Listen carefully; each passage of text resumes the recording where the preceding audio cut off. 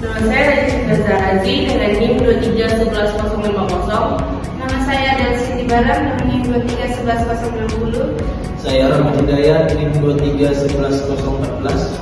Saya Kagilesa Sari Rahman dengan NIM 2311066. Outline materi yang akan dibahas itu yang pertama adalah logistic simulation, yang kedua adalah logistic system, yang ketiga adalah Foreign logistic system, yang keempat scope of logistic planning and control.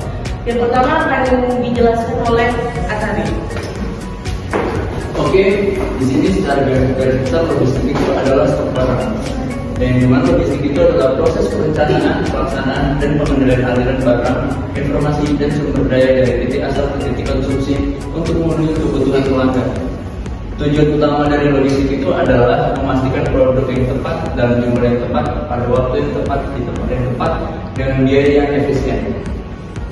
Terus manajemen logistik itu aliran paling pentingnya ada aliran, penyimpanan barang, dan informasi. Terus di sini ada sistem logistik yang dimana adalah jaringan organisasi, orang, aktivitas, informasi, dan sumber daya yang terlibat dalam aliran logistik produk dari pemasok ke pelanggan. Permasalahan yang sering ditemui dari logistik itu ada 4, yaitu adalah lokasi, persediaan, storage, dan transportasi. Jadi selanjutnya kita akan masuk ke ragam sistem logistik. Yang pertama dari ragam sistem logistik itu yaitu ada logistik industri. Logistik industri adalah sistem logistik yang mendukung proses produksi dan distribusi dalam sektor manufaktur atau industri. Fokus utamanya adalah efisiensi biaya, waktu, dan kualitas dalam rantai pasok. Ciri-cirinya yaitu yang pertama terintegrasi dengan sistem produksi just-in-time lean manufacturing. Yang kedua mengelola bahan baku, barang setengah jadi dan barang jadi. Lalu yang ketiga mengandalkan teknologi seperti ERP, WMS, dan lot. Contohnya distribusi bahan baku dari pemasok ke pabrik, lalu pengiriman produk jadi ke distributor atau pelanggan. Selanjutnya yaitu logistik militer.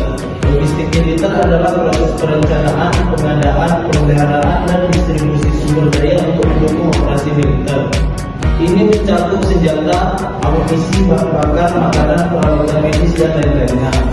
Tujuan utamanya yaitu menjamin kesiapan tempur dan mobilitas pasukan dalam segala kondisi.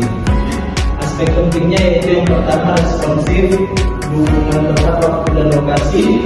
Yang kedua fleksibel, adaptif terhadap perubahan medan dan misi. Lalu yang terakhir ketahanan.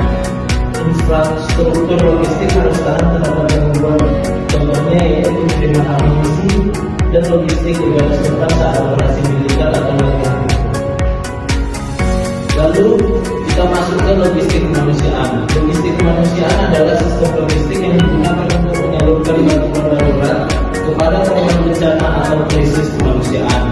Fokusnya adalah penempatan dan efisiensi dalam kondisi darurat. Karakteristiknya yaitu yang pertama beroperasi dalam kondisi tidak pasti seperti bencana alam atau konflik.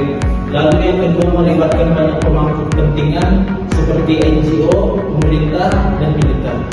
Lalu yang terakhir menyalurkan bantuan seperti makanan, air, obat, tenda, dan layanan medis. Contohnya yaitu distribusi bantuan logistik ke daerah terdampak gempa bumi atau banjir besar.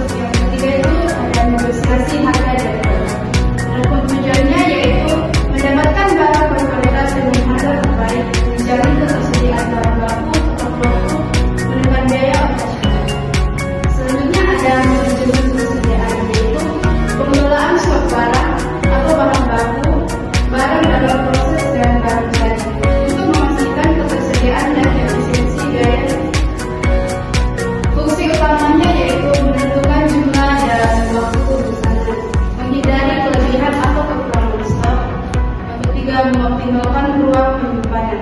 Tujuannya yaitu untuk menjaga kelancaran produksi dan distribusi. mengurangi biaya penyimpanan dan risiko kadaluarsa, meningkatkan kepuasan pelanggan. Selanjutnya ada manajemen pergudangan, yaitu pengelolaan aktivitas di dalam gudang, termasuk penerimaan, penyimpanan, pengambilan, dan pengiriman barang. Fungsi utamanya yaitu menyusun tata letak gudang yang efisien, mengelola sistem penyimpanan, dan pelabelai, mengontrol keluar masuknya barang. Tujuannya itu menjamin keamanan dan keakuratan stok, mempercepat proses pengembalian dan pengiriman, menekan biaya operasional gudang.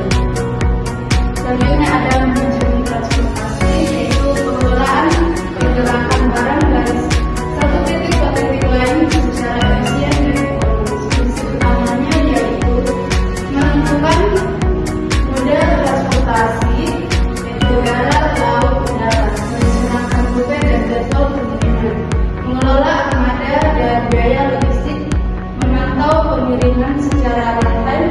Tujuannya yaitu menjamin pengiriman tepat waktu dan aman, mengurangi biaya distribusi, dan meningkatkan kepuasan pelanggan. Selanjutnya itu ada tujuan pokok. Yang pertama itu tujuan kita meminimasi total biaya logistik. Tujuannya itu mengurangi total biaya yang dikeluarkan dalam proses logistik, termasuk biaya transportasi, biaya penyimpanan dan penggunaan, biaya persediaan atau holding cost, biaya pemrosesan pesanan, biaya tenaga kerja dan administrasi. Strateginya itu optimasi untuk pengiriman, penggunaan teknologi WMS, VMS, atau ERP. Dan yang ketiga ada negosiasi tarif dengan penyedia jasa logistik, dan ada konsolidasi pengiriman dan pemanfaatan kapasitas teknologi. Selanjutnya itu ada vaksinasi servis jadwal. Tujuan itu memberikan layanan terbaik kepada pelanggan seperti pengiriman tepat waktu, ketersediaan produk, akurasi pesanan, dan respon cepat terhadap permintaan dan keluhan. Indikator service levelnya itu yang pertama ada order delivery atau OTD, terus yang kedua ada fill rate atau persentase permintaan yang terpenuhi, yang ketiga ada lead time atau waktu penggunaan pesanan, dan yang terakhir ada customer satisfaction index. Sekian pemaparan materi dari kelompok kami. Terima kasih. Assalamualaikum warahmatullahi wabarakatuh.